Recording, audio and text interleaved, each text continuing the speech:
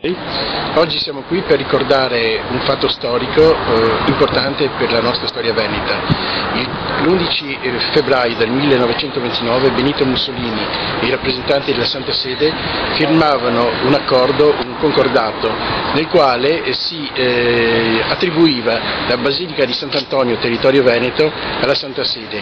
Il fatto è grave perché questa cessione crea una rottura, uno scorporo del territorio veneto, cioè il territorio veneto viene usato dallo Stato italiano per pagare i furti, i danni causati allo Stato Pontificio nel 1870, cioè lo si paga con una moneta anche veneta, non solo veneta, e noi vogliamo ricordare questo fatto per ricucire la nostra storia. Non è solo il territorio della Basilica di Sant'Antonio che chiediamo, ma è il Veneto stesso, tutto il territorio veneto che deve ritornare alla sua indipendenza storica.